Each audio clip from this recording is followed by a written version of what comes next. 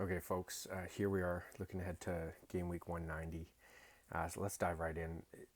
Some interesting learnings from last weekend. Now that we have the points in, this was the first week that the uh, the Div 3 score, and thus a Tier 2 card, consistently beat out the Tier 2 card point level in Div 4.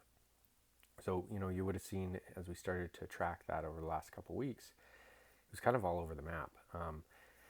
This is quite an egregious example here. If you played Div 4 Challenger Europe, you had a really, really hard chance of getting that Tier 2 card, and yet if you'd simply put that lineup in Div 3, pretty easy. A bit of a weird time, I guess, and that's why different leagues starting different times and things like that. This I found interesting because now we have a pretty normal and what might kind of play itself out going forward is that actually you do need more points to win a card in Div 2, even compared to that Tier 2 card in Div 4. So we'll see how that goes, see if any kind of anomalies continue or if this is actually the pattern. If you'd been watching these videos a while back, a few months ago, when they came out with the new scoring system, I talked about how it seems like they're really trying to create more well-defined tiers where if you are a Div 4 player, that's where your best chance of winning is, and if you're not really being pulled into upper leagues that you're maybe not quite competitive for. I think this might be a sign that's kind of what's happening here as well. That again, it'll sort of pull the people that are meant to play in Div 4 back into Div 4, and so on. Nothing else too surprising here. Some high scores maybe is the only other thing. I mean, look at poor Challenger Europe. You needed a lot of points. Global All-Star, massive amount of points to win a card. So we're getting into, as other leagues kick off and stuff, we're going to start seeing that scores need to be in the 300s to win anything. That's a tricky one. For most purposes, that means you need all 5 cards playing. At 5 cards playing, that means that's around 60 points, 60, 65 or so.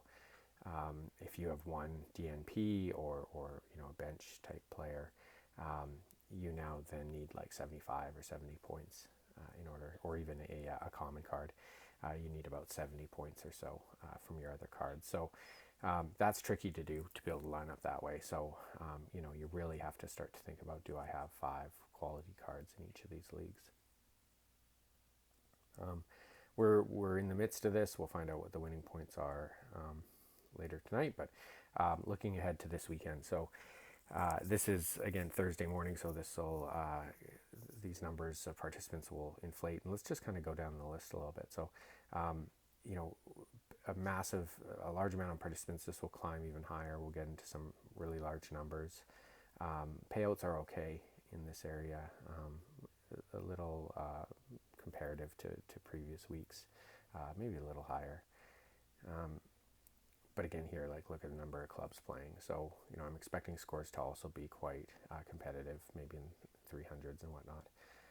U23 is again taking shape. I think also maybe kind of a normalized type of week for this. You're seeing across the board here, again, the percentage of winning a Tier 2 card is, seems to sit in this kind of 2.5 to 3 times. So in other words, you're about 3 times, 2.5 times more likely from a chance of winning based on the number of participants to do so in Div 3 versus Div 4. But again, when we see the points play out, we also see the knock on it to that is that you'll need a little bit more points.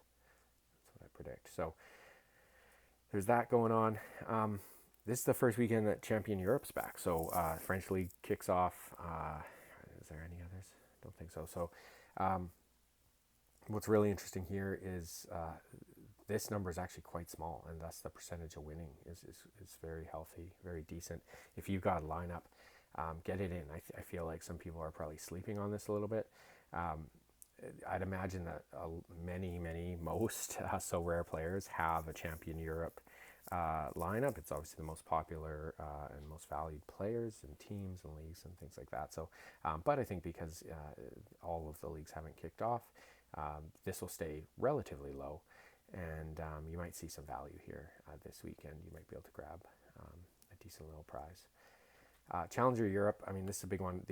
This was lower prior to this morning in terms of number of clubs. And then the entire Austrian Bundesliga came in. So there's 12 teams playing. There's 12 teams in that league, and all 12 are playing this weekend. So I've bumped that up. I don't think we'll see a huge increase in participants. I think it's. I mean, the cards just went on sale this morning. You'll see a little bit, but I think it's more in future weeks that you'll start to see this number of participants increase. People have larger rosters. People have mostly seen that they can build actually quite competitive teams here anyways, and cheaper. They tend to be lesser known players and whatnot. So I think what we actually see is that the points threshold is actually a tough one to get through because people can build quite good teams. And this Austrian league will only enhance that. I also see going forward that probably the payouts will increase a little bit with an entire league joining, like the Austrian league. There's just going to be a massive amount of cards available, and they'll spread them out, of course, around Global All-Star and U23. But I think we'll start to see this increase. Champion America is, I think, pretty steady. It's one of the most played right now. That makes a ton of sense. They have plenty of teams playing, and the payouts are kind of where we've tended to see them in some of the more busier weeks. So nothing too interesting there.